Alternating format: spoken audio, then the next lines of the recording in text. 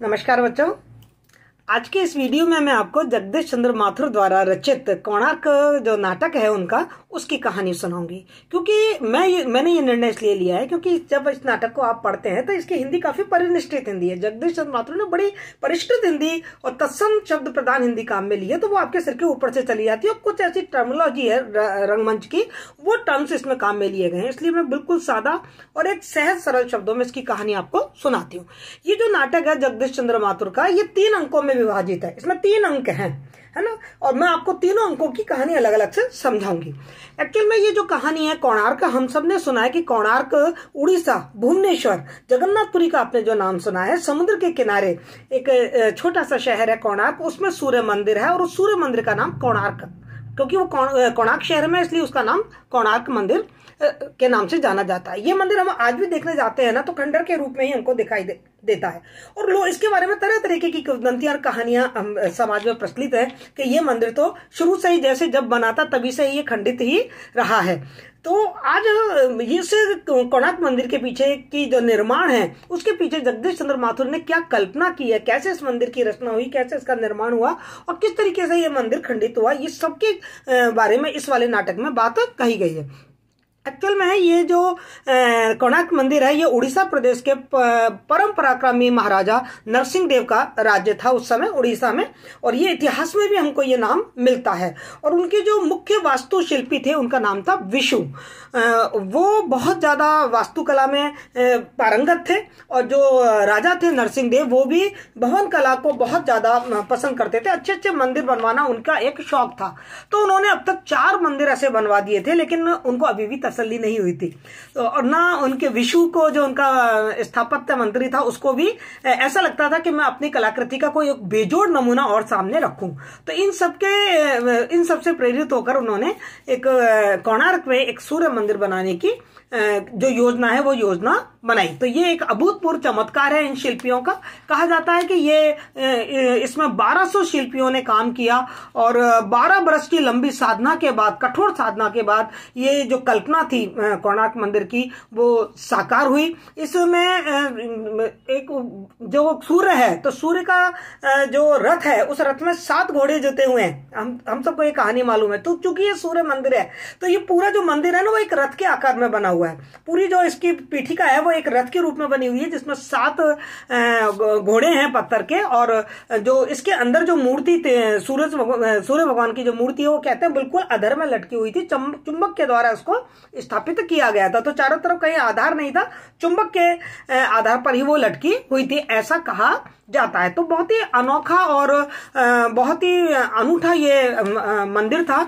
इस मंदिर की कहानी अब हम शुरुआत करते हैं। हमारा नाटक कुछ ऐसे शुरू होता है कि मंदिर का एक कमरा है, और वो कमरा विशु का है, जो कि उड़ीसा के जो राजा हैं नरसिंह देव, उनके महाशिल्पी हैं।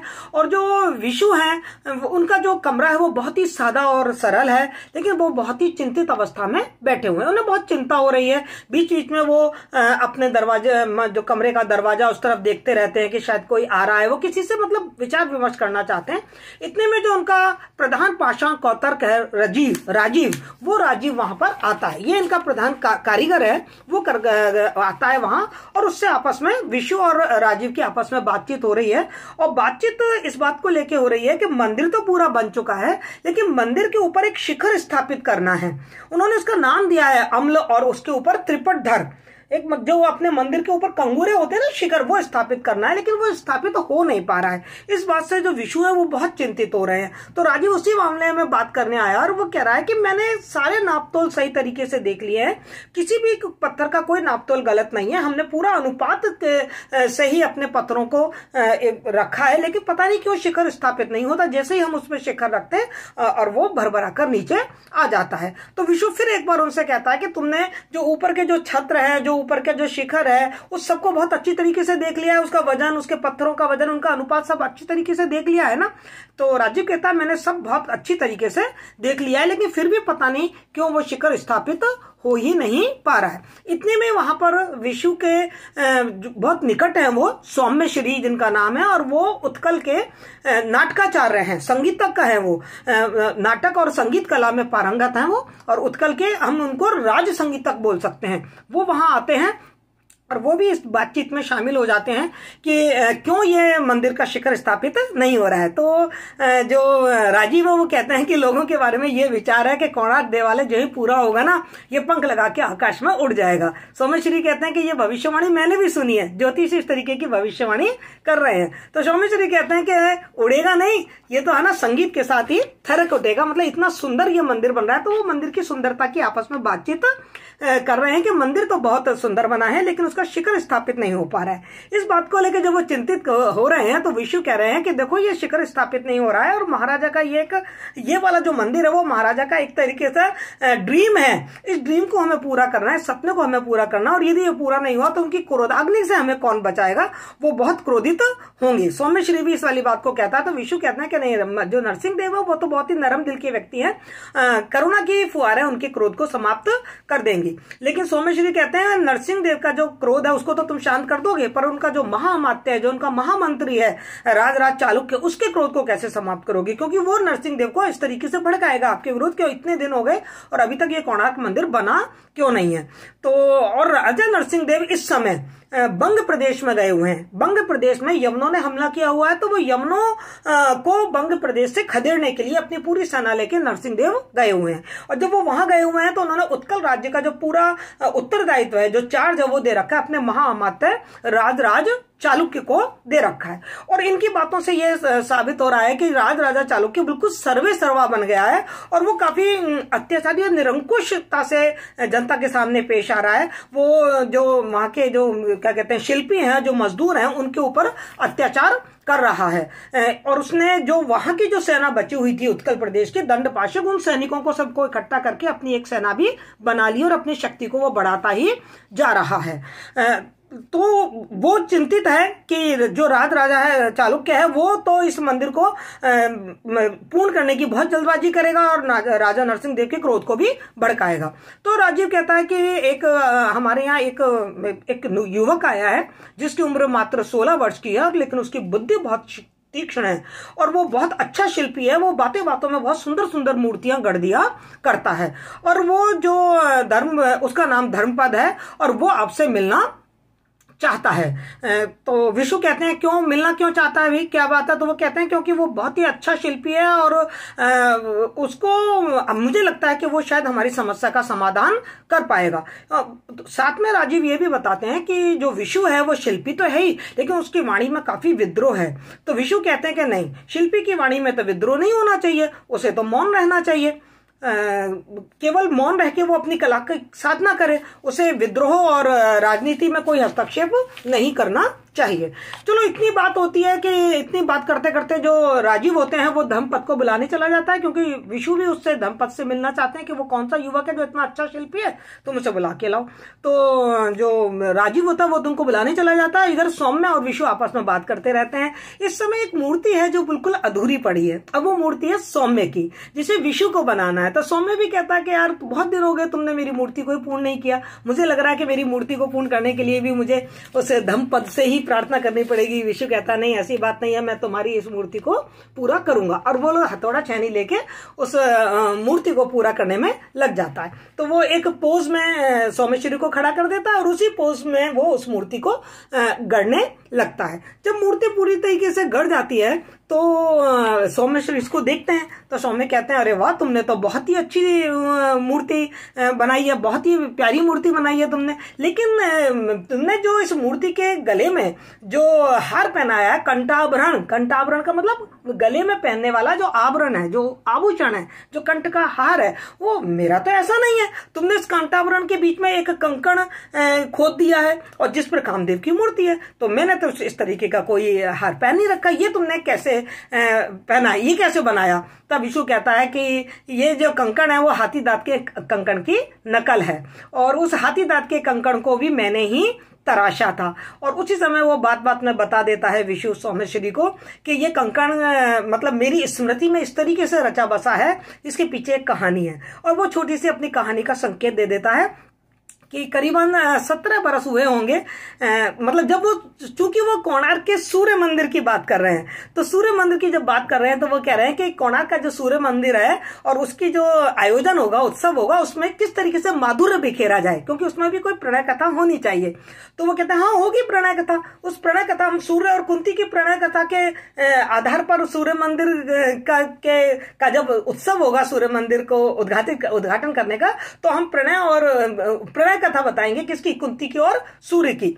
और उसको बात करते करते अचानक विशु को अपने भूतकाल की कोई बात याद आ जाती है और वो बताता है कि मतलब करीबन 17 बरस हो गए, मैं जिस गांव में रहता था वहां भी एक लड़की थी, शबर जाति की एक लड़की थी, और वो बताते हैं कि वो कितनी, मतलब बहुत ही निर्द्वंद, निष्कलुष और बिल्कुल चट्टान को फोड़कर बहने वाली जलधारा की जैसी थी शबर कन्या, और उसका नाम था सारिका। और एक दिन वो नगर में जब बाजार में अपने जंगली छाल और जड़ियां बेचने आती है तो मेरी उस पर निगाह पड़ती है और मैं उस पर आसक्त हो जाता हूं और मैं उस पर इतना ज्यादा रीझ जाता हूं कि मुझसे प्रेम करने लगता हूं। लेकिन होता यह है कि मतलब मेरी प्रेम कहानी चल रही होती है, लेकिन मैं उसको छोड़कर आ जाता हूं, क्योंकि जैसे मुझे मालूम पड़ता है कि सारिका गर्भवती हो चुकी है तो मैं डर जाता हूं समाज से और सारिका को अकेला छोड़कर आ जाता हूं। ये कहानी का जो संकेत है वो उसने सौम्यश्री से अपने मन की जो बात है वो बांटी है। और ये जो कंकण मैंने इसमें उत्कीर्ण किया है, ये कंकण मैंने सारिका को भेंट स्वरूप दिया था। सौम्यश्री पूछते भी कि क्या तुमने अपने संतान का मुंह देखा है, तो वो कहते हैं नहीं, मैंने अपने संतान का मुंह नहीं देखा, लेकिन मैं उसका प्रायश्चित करूंगा, मतलब मैंने जो गलती की है उसका प्रायश्चित मैं जरूर करूंगा। ऐसा करके उन दोनों की आपस में बात हो रही होती है। इतने में ही जो राजीव है वो धम्मपद को लेकर आ जाता है और धम्मपद आकर विशु को प्रणाम करता है और प्रणाम करके जो विशु है उनसे उन सबको कुशल क्षेम पूछते हैं और कहते हैं कि कला तुम्हारा जीवन है,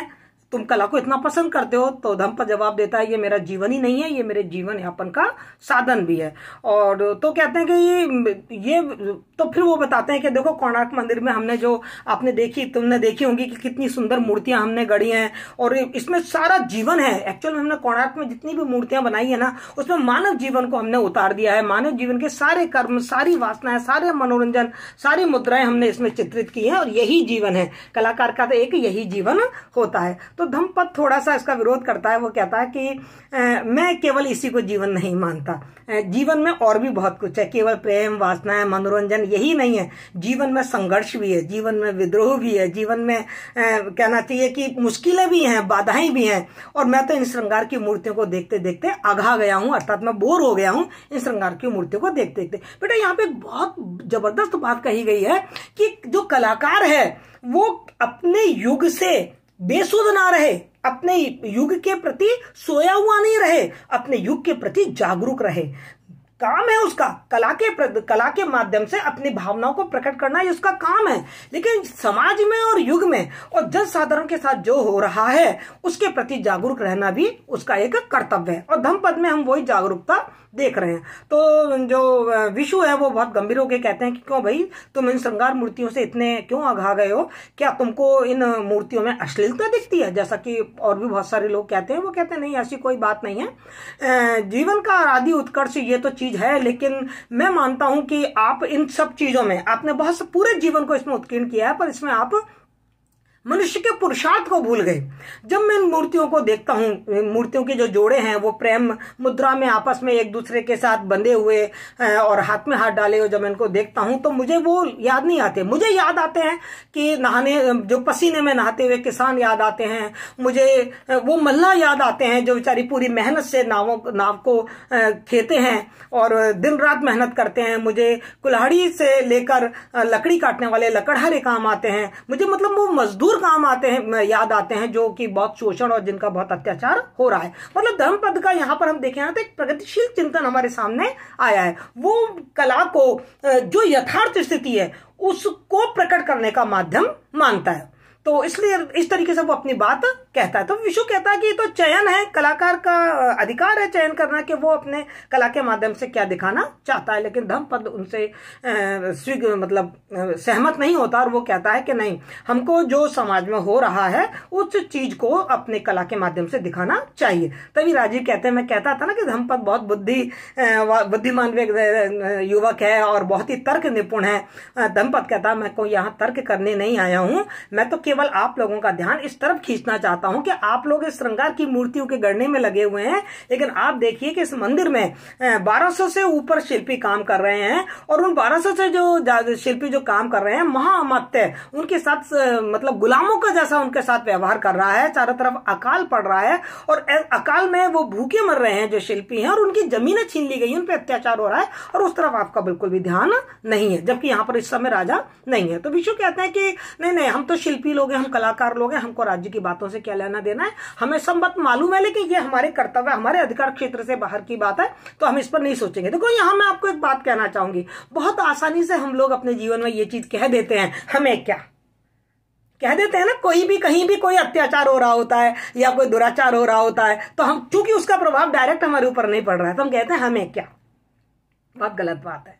उदासीन नहीं होना है। हमारे चारों तरफ जो माहौल है, दूसरों के दुख दर्द के प्रति हमारे अंदर एक संवेदनशीलता होनी चाहिए। जगदीश चंद्र माथुर इसके धम्मपद के माध्यम से हमको ये चीज समझाना चाह रहे हैं। लेकिन धम्मपद कहता है, लेकिन ये भी तो उचित नहीं है कि चारों तरफ इतने अत्याचार हों, अकाल की लपटें उठ रही हों और जो हम लोग है ना शीतलता और यौवन में ही डूबे रहें और इस तरीके की विलासपूर्ण मूर्तियां बनाते रहें, तो ये तो सही नहीं है। तो इसी बात पे वो सौम्य कहता है कि फिर तुम इस तरीके का यदि बहस करते रहोगे तो ये कोणार्क मंदिर पूरा हो गया, ये तो पूरा नहीं, मतलब इसको पूरा करना बहुत कठिन है।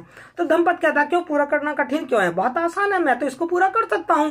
तो कहते हैं, तुम्हें पता है तुम किसके सामने खड़े हो, महाशिल्पी विशु के सामने खड़े हो। महाशिल्पी जो विशु है ना, वो इसके जो इसका जो छत्र है, जो इसका शिखर है, उसको वो स्थापित नहीं कर पा रहे हैं और तुम मतलब छोटे मुंह बड़ी बात कर रहे हो।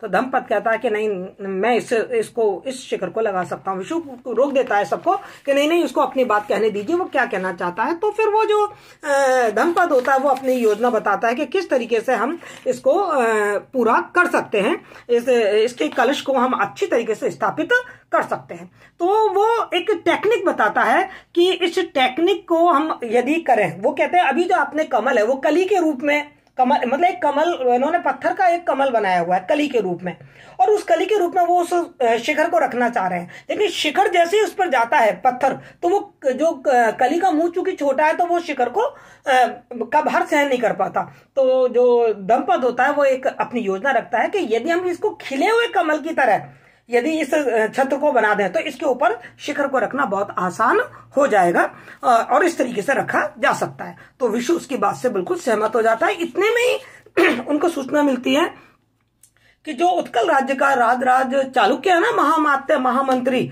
जिसको सारा काम सौंपकर नरसिंहदेव बंग प्रदेश में यवनों से युद्ध करने चले गए हैं, वो वहां आ रहा है। तो विशु एकदम जल्दबाजी में आता कि बिना सूचना दिए महामात्य क्यों आ रहे हैं, हम उनका स्वागत कैसे करेंगे, हम तो उनका स्वागत ही नहीं कर पाएंगे इतनी जल्दी में, वो ऐसे कैसे आ रहे हैं, बोले कि बस वो मिलने के लिए आ रहे हैं और बहुत क्रोध में हैं, और आप तो जानते ही हो कि वो कितने मतलब शॉर्ट टेम्पर्ड हैं, क्रोधित तो हैं, बहुत जल्दी है। कोई बात नहीं, विशु उनकी तैयारी जो स्वागत है उनके लिए तैयार। चालुक्य है ना, वो विशु से आके बात करता है और मतलब बहुत ही उदंडता के साथ बात करता है, बिल्कुल सम्मान के साथ बात नहीं करता।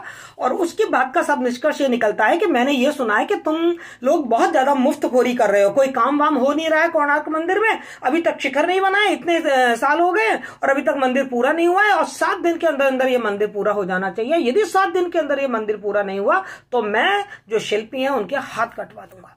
ये चेतावनी देकर, ये धमकी देकर राजराज चालुक्य वहां से चला जाता है। और सौम्य फिर उनके बाद जाने के कहता है कि ये जो राजराज चालुक्य है ना, ये जो कहता है ना वो करता भी है। इसने और शहरों में, राजनगरी में भी मैंने देखा, इसने इसी तरीके से शिल्पियों के हाथ कटवा दिए थे। एक्चुअली जो राजराज चालुक्य है ना, उसे कला से बिल्कुल प्रेम नहीं है, वो केवल सत्ता का भूखा है, कला के प्रति उसके मन में कोई भी सहृदयता नहीं है। तो अब सब जने बहुत दुखी हो जाते हैं।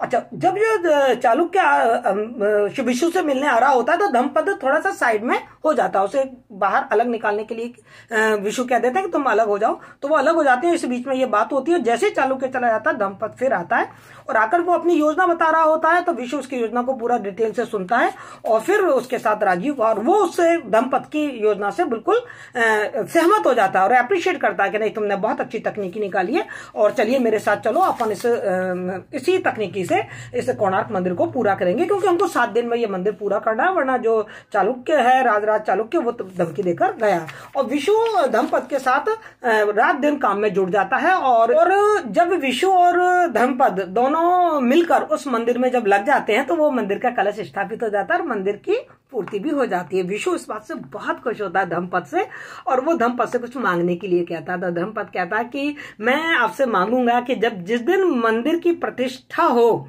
उसका उद्घाटन हो, मूर्ति की जिस दिन इसमें प्रतिष्ठा हो, उस दिन एक दिन के लिए आप मुझे अपने सारे अधिकार दे दीजिएगा। तो विशु उससे बहुत खुश हो जाता है। वो कहता है कि मैं एक दिन के लिए क्या अधिकार देना है, मैं तो तुमको ही महाशिल्पी बनाने की सिफारिश महाराजा के सामने कर दूंगा, क्योंकि तुम वास्तव में एक बहुत महान और अच्छे शिल्पी। बहुप्रतीक्षित कोणार्क मंदिर का निर्माण पूरा हो जाता है। तो उसमें सूर्य भगवान की जो मंदिर मूर्ति है, उस मूर्ति की प्रतिष्ठापन का दिन आ जाता है और ये प्रतिष्ठा राजा नरसिंह देव के हाथों से ही होनी है। और राजा नरसिंह देव को जैसे मालूम पड़ता है कि कोणार्क का जो मंदिर है वो पूरा हो चुका है, शिखर स्थापित हो चुका है और उसमें मूर्ति की स्थापना करनी है, तो वो नरसिंह देव अपनी सेना को तो बंग प्रदेश में छोड़ आते हैं यवनों से लड़ने के लिए और खुद वो कोणार्क आ जाते हैं। और आकर वो मंदिर को देखकर बिल्कुल अभिभूत हो जाते हैं और वो बहुत तारीफ करते हैं विशु की कि विशु तुमने बहुत ही अच्छा मंदिर बनाया है, ऐसा मंदिर बनाया है तुमने मानो किसी जोहरी के गड़े हुए अलंकार को तुमने पाषाण बना दिया है। और मैंने जब दूर से इसको देखा तो मेरे से रहा ही नहीं गया और मैं तुरंत यहाँ चला आया। तो इस तरीके से वो विशु का बहुत धन्यवाद ज्ञापित करते हैं। तो वो कहते हैं कि धन्यवाद ज्ञापित करते हुए जो राजा नरसिंह देव होते हैं वो महाशिल्पी विशु के लिए एक रत्नमाला लेके आते हैं उसको गिफ्ट में देने के लिए। और वो जैसे ही उस रत्नमाला को लेकर महाविशु के आगे बढ़ते हैं भेंट देने के लिए, तो विशु कहता है कि तनिक ठहर जाएं देव, इसका अधिकारी मैं नहीं हूं, इसका अधिकारी दूसरा एक बच्चा है, वो इसका अधिकारी है। एक अधिकारी इसका इस रत्नमाला का जो अधिकारी है वो युवक धम्मपद। नरसिंह देव कहते हैं कि भाई तुम इस तरीके से कैसे कर रहे हो, तुम अपनी सीमा के बाहर जा रहे हो, ऐसी बात कैसे कर रहे हो, ये काम तो मैंने तुमको सौंपा था, तो तुम्हें ये काम करना था। तब विशु कहते हैं कि महाराज आपने सुना होगा कि मंदिर का शिखर स्थापित नहीं हो पा रहा था और हम सब बहुत चिंतित थे, और ऐसे समय में जैसे बरसात में कोई प्यासे व्यक्ति को कोई पानी पिला दे, इस तरीके से हमारा पथ प्रदर्शन एक युवक ने किया और उस युवक ने 7 दिन की अनवरत परिश्रम और मेहनत और अपनी प्रतिभा के आधार पर इस कोणार्क के शिखर को पूरा किया है। तो नरसिंह देव होते हैं, वो कहते हैं हम चकित हैं, आश्चर्यचकित हैं कि जब महाशिल्पी विशु इस युवक की इतनी तारीफ कर रहे हैं, उनका लोहा मानते हैं, तो निश्चित रूप से हम विश्वास करते हैं कि ये जो युवक है ये बहुत ही प्रतिभाशाली होगा।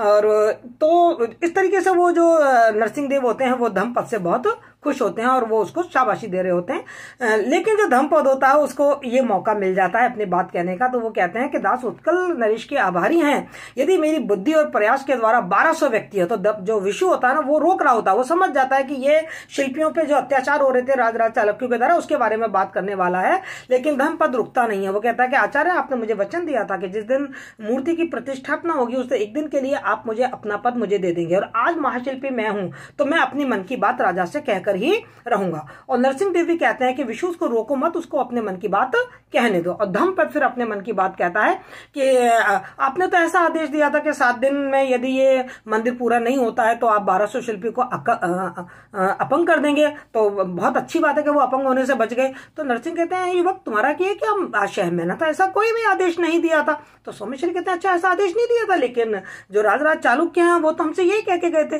तो नरसिंह देव को विश्वास नहीं होता कि राजराज चालुक्य कुछ इस तरीके की गलत जो घोषणा भी कर सकता है। वो कहते हैं कि नहीं, उन्होंने तुमसे मजाक किया होगा, ऐसा कुछ नहीं है, केवल तुमको भयभीत करने के लिए ऐसी कोई बात उन्होंने कही होगी। फिर धर्मपद आगे बढ़ता और आगे बढ़ के वो कहता है कि चलो इस बात में तो अब मान लिया आप कह रहे हो उसने मजाक किया होगा, लेकिन ये बात मैं कैसे कहूं कि जो कोणार्क मंदिर के जो शिल्पी हैं, उन शिल्पियों की जो त्रस्त और उनकी जो व्यथाएं हैं, उन व्यथाओं का की जो सिस्कारी है वो इस मंदिर के पाषाणों के अंदर, मतलब वो सिस्कियां हैं, वो व्यथाएं। वो कहते हैं ऐसा कैसे कह रहे हो आप, शिल्पी और त्रस्त, सौंदर्य के प्रणेता को क्या पीड़ा हो सकती है? मैंने तो कभी भी उनको कोई कष्ट देने की कोशिश नहीं की, मैंने तो हमेशा उनको सुख देने का काम किया। तो धर्मपद कहते हैं क्या महाराज ने ऐसा नहीं किया कि उन कारीगरों को जो मुद्राओं में पुरस्कार दिया जाता था वो देना आपने क्यों बंद कर दिया? बोले कि मैंने तो ऐसा बंद नहीं किया, मैंने तो ऐसा कोई आदेश नहीं दिया, ये कब से हुआ? तो फिर वो सबको लगता है कि अरे ये तो राज चालुक्य की ही चाल है, उसने ही ऐसा किया है। तो नरसिंह देव का थोड़ा मन तो खटकता है कि ये चालुक्य को क्या सूझी, उन्होंने ऐसा क्यों किया? तो वो अपने जो उनके साथ जो अधिकारी है, महेंद्र नाम का एक व्यक्ति है, रहस्याधिकारी, उसको आदेश देते हैं कि भाई शिल्पियों को जो मुद्राएं दी जाती थी वो कंटिन्यू करो और उनकी मुद्राओं को मत उनकी मुद्राओं को हम बिल्कुल भी नहीं रोकेंगे, उनको देंगे। उसके बाद धर्मपद और भी आगे की बात खोल देता है कि भाई शिल्पी जो अपने गांवों में अपने स्त्री और बच्चों को छोड़कर आए हैं, तो आपने उनको भूमि दे रखी थी और उन भूमियों को क्यों छीना जा रहा है? और वो भूमि छीनकर ये कहा जा रहा है कि बंग प्रदेश में जो सामंत लड़ रहे हैं उनको दे दिया जाएगा। तो फिर वो नरसिंह देव अनभिज्ञता जाहिर करते हैं कि नहीं, मैंने तो ऐसा कोई भी आदेश नहीं किया है, और वो कह देते हैं कि नहीं, ये राजज्ञा भी समाप्त की जाएगी और सामंतों के लिए कोई और दूसरी व्यवस्था की जाएगी, लेकिन जो शिल्पियों के पास जो भूमि है, जो उनके पास जमीन है, उसको नहीं छीना जाएगा। तो इस तरीके से जो धर्मपद है वो राजा को शिल्पियों के ऊपर जो अत्याचार हो रहे हैं, जो उनके ऊपर उनका जो शोषण हो रहा है, वो सारी जो बातें होती हैं वो नरसिंह देव के सामने खोल, यहाँ तक कि धर्मपद तो ये तक कह देता है कि मतलब जो किसी यदि प्रजावत्सल कोई राज्य है तो राजा का यह कर्तव्य है कि अपने महामंत्री ऐसे व्यक्ति को बनाए जो प्रजा का हितकारी हो, जो प्रजा मतलब लोक कल्याणकारी हो, जो जनता का हित करे, ऐसे व्यक्ति को आपको महामंत्री बनाना चाहिए। तो राजा इस बात पे थोड़ा सा कहते हैं कि युवक तुम अपनी सीमा में रहो, तुम गलत कर रहे हो, क्योंकि राज्य के जो स्तंभ होते हैं वो तो सामंत और सृष्टिगण ही होते हैं और ये काम शिल्पियों का नहीं है, शिल्पियों को सलाह देने का भी काम नहीं है, ये काम हम लोग अपना आराम से कर लेंगे। इतने में ही जो महाराजा नरसिंह देव के साथ जो उनके रहस्याधिकारी हैं महेंद्र, वो आकर सूचना देते हैं कि सर कुछ षड्यंत्र हो रहा है इस उत्कल राज्य में, क्योंकि जो हमारे महामात्य हैं वो तो नहीं आ रहे हैं, पर कुछ ऐसे लोग हैं जो हमारे इस मंदिर की तरफ बढ़े चले आ रहे हैं। उन्होंने एक व्यक्ति को भी पकड़ा होता है जिसका नाम शैवालिक होता है, और उसको पकड़ के वो राजा के सामने उपस्थित कर देते हैं। और शैवालिक कह देता है कि मतलब वो जय जयकार करता है, राजा जो चालुक्य हैं उनको उत्कल राज्य का राजा बनाता है। नरसिंह देव की एकदम आंखें खुलती है कि क्या कह रहे हो महाराजा, राजराज चालुक्य कैसे हो सकता है? महाराजा तो मैं हूं। तो उन्होंने अपने आप को अपना उत्कल राज्य का जो राजा है वो घोषित कर दिया है। अब आपके अधिकार में कोई सेना नहीं है, आपकी सेना तो बंग प्रदेश में पड़ी हुई है और यहाँ के जो सेना वो सब महाराजा चालुक्य के अधीन है, और अब वही उत्कल राज्य के राजा हैं, और आपके सामने केवल एक ही मार्ग है कि आप आत्मसमर्पण कर दें। नरसिंह देव कहते हैं असंभव, मैं आत्मसमर्पण तो बिल्कुल भी नहीं करूंगा। उसी समय जो नरसिंह देव के जो विशु है, स्वामीश्वरी हैं, राजीव, उनको बहुत गुस्सा आता है और वो मतलब सोचते हैं कि शैवालिक को मार दें, लेकिन शैवालिक कहता है देखो मैं दूत हूं, मैं तो केवल संदेश लेके आया हूं और मैंने आपको संदेश दे दिया है कि महामात्य ने अपने आप को राजा घोषित कर दिया है और वो चाहते हैं कि जो नरसिंह देव हो वो आत्मसमर्पण कर दें। अब नरसिंह देव की बहुत आंखें खुलती हैं और वो एकदम चौंक जाते हैं कि चालुक्य कलिंग नरेश हो गया, ये तो बहुत बड़ा विश्वासघात हुआ। उसने तो जब वो मेरे साथ आ रहा था रास्ते में तो उसने तो ये बहाना किया था कि मेरे रथ की धुरी टूट गई है, मैं अपने रथ की धुरी को सही करके आता हूं। मैंने तो उसकी बात सच मानी, लेकिन मैं कोणार्क मंदिर को देखने के लिए बड़ा उतावला हो रहा था तो मैं वहां रुक नहीं पाया, मैं कोणार्क मंदिर आ गया। और जो चालुक्य वो ये बहाना, अच्छा तो उन्होंने ये बहाना किया था कि वो अपनी सारी सेना को इकट्ठा करके और मेरे पे आक्रमण करेंगे। तो इस तरीके से जो नरसिंह होते हैं वो साफ मना कर देते हैं कि नहीं, मैं बिल्कुल भी आत्मसमर्पण करने के लिए तैयार नहीं हूं। और इसी समय जो धर्मवत होता है, जो मूर्तिवत ये सब कुछ देख रहा होता है, वो कहता है कि ये हम लोग भेड़ बकरी नहीं है, हम शिल्पी हैं और हम महाराजा का साथ देंगे, हम सैनिकों की तरह हम महाराजाओं के साथ लड़ेंगे और हम हमारे जो महाराजा नरसिंह देव हैं वही महाराजा हमारे हैं और वो कहते हैं किसी भी हालत में आत्मसमर्पण नहीं करेंगे। इस बात पे जो नरसिंह देव होते हैं वो बहुत ही खुश हो जाते हैं और वो धर्मपद को बहुत शाबाशी देते हैं और वो कहते हैं कि जो धर्मपद है वो उनके शब्दों में शिल्पी की आत्मा है। मतलब वो कह रहे हैं कि अब समय ऐसा आ गया है कि हमको, अभी तक हम मूर्तियां गढ़ रहे थे लेकिन अब हमको अपने राज्य की रक्षा करनी है और जो शोषक और अत्याचारी व्यक्ति है उसका विरोध करना है, उसके विरुद्ध युद्ध करना है। तो जो कलाकार है, जो शिल्पी है, वो अब युद्ध में शामिल होगा और हम अपने नए स्वामी के पास उसके चालुक्य के सामने बिल्कुल भी आत्मसमर्पण नहीं करने देंगे। और वो शवालिक से कहते हैं कि जाओ तुम अपने नए स्वामी को यह संदेशा दे देना कि कलिंग नरेश आज भी नरसिंह देव महाराज ही हैं, अत्याचारी और विश्वासघातियों की धमकियों की उनको बिल्कुल भी चिंता नहीं है और वो अकेले नहीं है। उनके पास वह शक्ति है जिससे कि पूरी धरती थर्रा उठेगी। उनके पास शक्ति किसकी है? दीनहीन प्रजा की शक्ति है और ये जो प्रजा है वो महाअमात्य की सेना से लोहा लेगी और आज हम इस कोणार्क को ही अपना दुर्ग बना लेंगे, इसी को हम अपना किला बना लेंगे और जाइए अपने महाअमात्य से कहिए कि वो हमारी चुनौती को स्वीकार करें। शवालिक कहता है कि ठीक है, तुम लोग अपना रक्त बहाने के लिए तैयार हो तो मैं यही जाकर कह दूंगा। और तो शवालिक तो चला जाता है और इस तरफ वो देखते हैं कि जो उनकी जो सेना होती है वो चारों तरफ से कोणार्क मंदिर को घेर लेती है। तो इस समय फिर वो अपने एक प्लान बनाते हैं और कि किस तरीके से हमको अपने राज्य की रक्षा करनी है। और उस प्लान में ये बात होती है कि वो सब पूछते हैं कि भाई हमारे पास कितने लोग हैं, कितने शिल्पी हैं। तो सब राजीव और धर्मपद सब बताते हैं कि यहाँ पे 5000 लोग हैं, 1200 शिल्पी हैं और हमारे पास तो उतने हथियार तो नहीं है पर हमारे पास हथौड़े हैं, हमारे पास पत्थर हैं, हमारे पास कुदालियां हैं, दंड हैं, हम उन्हीं से ही उसकी रक्षा करेंगे। और इस तरीके से जो धर्मपद होता है ना वो यहाँ अपने संगठन क्षमता का और अपने नेतृत्व क्षमता का परिचय देता है और वो बताता है कि किस तरीके से जो हमारे जो शिल्पी हैं और हमारे जो मजदूर हैं, चूंकि हम ऊंचाई पर हैं और हम इस कोणार्क को अपना दुर्ग बना लेंगे तो हम पत्थर गिरा गिरा के जो दुश्मन की सेना है उसको हरा देंगे और उनको आने नहीं देंगे।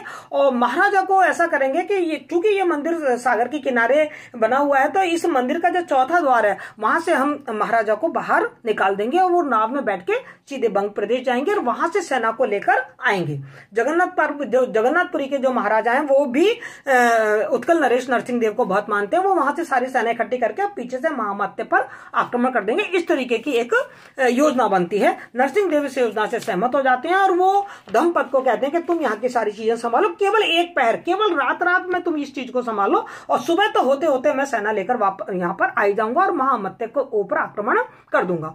और जो नरसिंह देव है इस तरीके से वो जो धर्मपद है उसको कोणार्क का दुर्गपति नियुक्त कर देते हैं। और अब धर्मपद सारे कार्यों का बंटवारा कर देता है और सबको अपने अपने काम समझा देता है कि आप दुर्ग की प्राचीर की रक्षा करेंगे।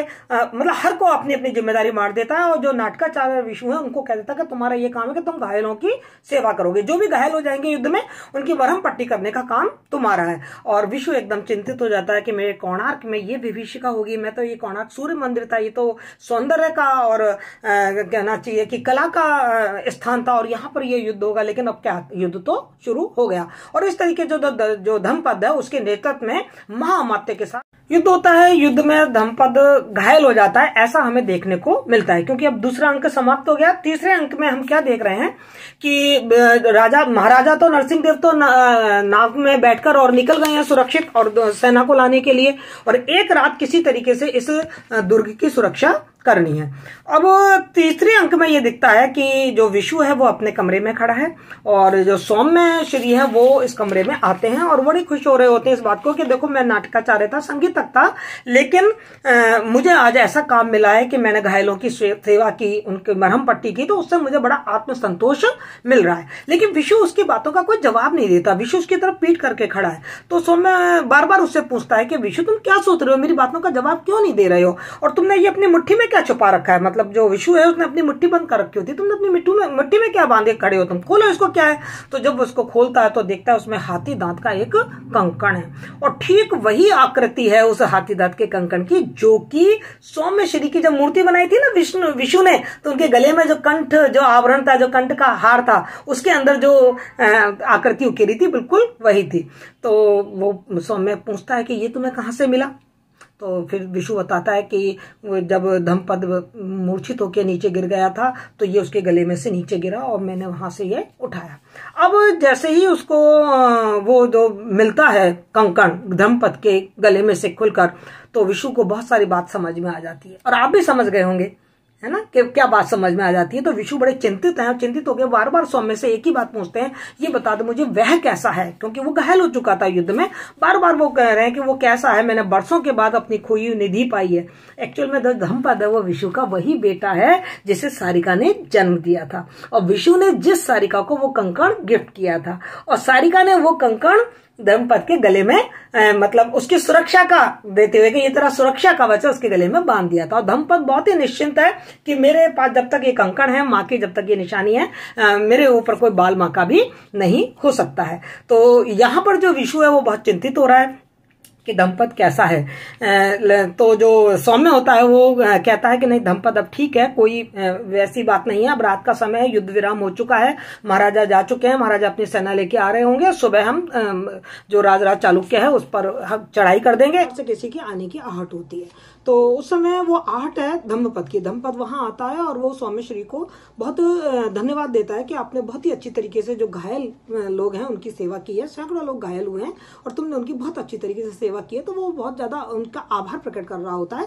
तो सौम्य श्री कहते हैं कोई चिंता की बात नहीं है, जो घायल है उन सबको ये रात का जो विराम मिला है, विश्राम मिला है, ये उनको संजीवनी देगा और ये दोबारा नई ऊर्जा के साथ सुबह युद्ध में शामिल हो जाएंगे। उधर से राजा नरसिंह देव आएंगे और इधर से हम महामत्ते पे आक्रमण कर देंगे। और सौम्य श्री कहते हैं कि धम्मपद तुम भी थोड़ा सा आराम कर लो, क्योंकि ये विश्राम है, यही संजीवनी है, तो तुम भी बहुत थक गए हो, तो तुम थोड़ा आराम कर लो। धम्मपद कहता है मुझे कोई आराम की जरूरत नहीं है, मैं कभी भी थकता नहीं हूँ, मुझे विश्राम की जरूरत नहीं है, क्योंकि मेरे पास तो एक शक्ति है। वो कहते हैं कौन सी शक्ति है? कि मेरे पास एक जबरदस्त शक्ति है, और वो अपना हाथ गले की तरफ बढ़ाता है और गले में से कुछ ढूंढने की कोशिश करता है, पर उसके गले में कुछ होता नहीं है। हम सब समझ जाते हैं कि वो क्या चीज है, वो वही कंकण है जो उसके गले में पहना हुआ है, और वो उस कंकण को ही अपनी शक्ति का स्रोत बताता है कि यही मेरी ऊर्जा का स्रोत है। तो वो कहते हैं कहाँ ये कंकण कहाँ चला गया? इतने में उसकी निगाह पड़ती है सौम्य श्री की मूर्ति पर, और उस मूर्ति में आपको याद है पहले जब विशु ने जब उस मूर्ति को बनाया था तो उस के गले में एक हार पहनाया था और हार में उस कंकण की आकृति बना दी थी, और जैसे वो धम्मपद उसको देखता कहता अरे ये तो मेरा कंकण है। ये कैसी मरीचिका है सौम्य श्री, ये किस तरीके का की पहेली है, मेरे समझ नहीं आ रही है।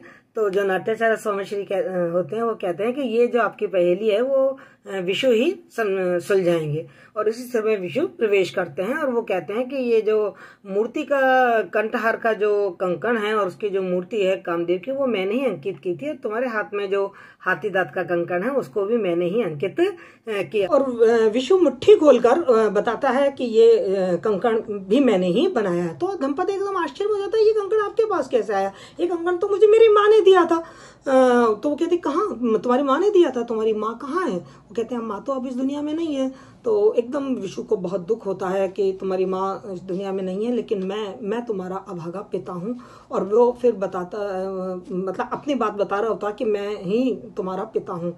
लेकिन जो धम्मपद है वो तो अपनी माँ की स्मृतियों में खो जाता है और वो अपनी माँ की याद करके कहता है कैसी अद्भुत थी मेरी माँ, आंधियों के निर्दय झकझोर से भी न झुकने वाली, ताल वृक्ष की तरह मुझे गोदी में छिपाए बहुत पहले जब वह नगर में आई थी तो कौन उसका सहायक था। मजदूरी करके गरीबी के कष्ट और वैभव के अपमान सहकर उसने मुझे पाला। इस तरीके से वो अपनी माँ की यादों में खो जाता है। और वो कहता है कि जो मेरी माँ थी वो शवर अटीवी का एक जो जगह है जहाँ की वो रहने वाली थी, वहां से वो माँ आई थी, और जिसके बल पर नन्हा बीज धरती को फोड़कर नए जीवन का प्रतीक बनता है। उसने मुझे अपने आंचल से ढका और छुड़ाया भी, उसकी ओजवई वाणी मेरे गानों में अभी भी गूंज जाती है। और विशु ये सब सुनकर बहुत ज्यादा भावुक हो जाता है, और भावुक होकर वो बताता है धम्मपद को कि तुम मेरे बच्चे हो, तुम मेरे बेटे हो, और तुम सारिका के पुत्र हो, और मेरा नाम विशु है। तो वो जो धम्मपद होता है वो कहता है कि हाँ मेरी माँ का नाम सारिका था, लेकिन मेरी माँ ने मरते वक्त मुझे अपने पिता के बारे में बताया था, पर माँ ने तो उनका नाम कुछ और बताया था। तो सौम्य श्री कहते हैं कि श्रीधर, हाँ, तो कहता है हाँ श्रीधर बताया था। तब विशु कहता है कि वही वो पापी, वो कठोर श्रीधर मैं ही हूँ, मैं ही अपना नाम बदल कर और अब विशु के रूप में यहाँ रह रहा हूँ और मैं तुम्हारा पिता हूँ। धम्मपद एकदम दुखी होकर अब विशु के चरणों में बैठ जाता है और पूछता है क्या तुम्हें मेरी माँ की याद आती है? विशु कहता है मैं तुम्हारी माँ की याद में ही तो 20 साल से जिए जा रहा हूँ। और फिर विशु धम्मपद से पूछता है कि तुम्हारी माँ बहुत रुष्ट रही होगी मेरे से। बोले कि नहीं, मेरी माँ को तो रुष्ट होना आता ही नहीं था, वो तो बहुत ही मधुर, गंभीर और दर्द भरी मूर्ति थी साक्षात, और वही मुझे ऊर्जा देती है, प्रेरणा देती है। विशु कहते हैं सच मानो मैंने भी, मतलब विशु ने भी उसके सारिका के बाद कभी किसी से विवाह नहीं किया और उसकी याद को भी अपने दिल में संजोए हुए है। और वो कहता है मैं भी जब पाषाणों में छैनी और हथौड़ा चलाता हूँ तो मुझे भी उसी देवी की जो शक्ति है, ताकत है, वही मुझे ताकत और शक्ति देती है और उसी के शायद ताकत और ऊर्जा के बल पे मैं आज इतना बड़ा शिल्पी बन पाया हूँ। धम्मपद भी बताता है कि पता नहीं कौन सी ऐसी मतलब कहना चाहिए कि एक अदृश्य शक्ति है जिसने मुझे इतना बड़ा शिल्पी बना दिया। तो विशु कहते हैं कि मतलब अब यहाँ पर जगदीश चंद्र माथुर एक बात बताने जा रहे हैं कि बहुत सारी चीजें होती है जो जेनेटिक आ जाती हैं। जैसा आपने महाभारत में अभिमन्यु की कहानी सुनी है कि अर्जुन को चक्रव्यूह वेदन आता था और जब वो अभिमन्यु पेट में था तो वो कहानी सुना रहे थे तो अभिमन्यु चक्रवेदन सीख गए थे। तो यहाँ चूंकि विशु इतना बड़ा शिल्पी है, उसको मूर्ति कला और बहुत अच्छी तरीके से स्थापत्य कला का ज्ञान है, तो वो जेनेटिक रूप से उस धम्मपद में आ गया है। तो विशु बहुत भावुक हो जाता है और वो कहता है कि मतलब चूंकि तुम मेरे पुत्र हो, तुम मुझे पिता कहो और मेरे मतलब जो गुण थे वो तुम्हारे अंदर आए हैं। इतने में उनको ये मतलब एक सूचना मिलती है। स्वामी श्री आकर कहते हैं कि गजब हो गया और हमारा सारा करा धरा एकदम पानी फिर गया। धम्मपद कहता है क्या हुआ? बोले कि जो तुमने कहा था वही हुआ। बताता है कि मंदिर की जो दक्षिणी प्राचीर है वहां से ही कुछ जो शत्रु लोग हैं वो अंदर घुस आए हैं और अब जो मुट्ठी भर शिल्पी हैं वो उसका सामना नहीं कर पाएंगे, अब महाविनाश होगा। तो जो धर्मपद होता है वो चलने के लिए उद्यत होता है युद्ध के लिए, तो विशु उसको रोकता है कि स्वामी उसको रोको, वो ना जाने पाए। लेकिन धम्मपद कहता है आप मुझे रोकने की चेष्टा ना करें, मैं बिल्कुल नहीं रुकूंगा, मैं मंदिर पर किसी आतताई अत्याचारी का अधिकार नहीं होने दूंगा। विशु बार बार धम्मपद को रोकता है और कहता है कि मैं चालुक्य से तुम्हारे प्राणों की भीख मांगूंगा लेकिन तुम मत जाओ, मुझे बहुत दिनों बाद मतलब मेरी खोई हुई निधि मिली है। तो धम्मपद कहता है कि नहीं, आप उस नीच पापी से भीख मांगेंगे मेरे प्राणों की? आप दुर्बल हो रहे हैं तात, और आप भूल रहे हैं कि आप एक शिल्पी हैं, एक कारीगर हैं, आप पिता हैं, आपको मुझे आप पर मेरा अधिकार है। लेकिन आप ये ना भूलिए कि आप एक शिल्पी और कारीगर हैं और आज एक शिल्पी और एक कारीगर की कला पर अत्याचार हो रहा है, उस पर प्रहार हो रहा है। सौंदर्य को जो सत्ता है वो अपने पैरों के तले रौंद देना चाहती है। कोणार्क का सुनहरा सपना आपका सुनहरा सपना था, मैं इसको कभी भी तहस नहस नहीं, मतलब एक आतताई के हाथों में जा। इसी बीच विशु आवाज सुनता है, बाहर कोलाहल हो रहा है और वो समझ जाता है कि जो चालुक्य के सैनिक हैं वो मंदिर में घुस चुके हैं।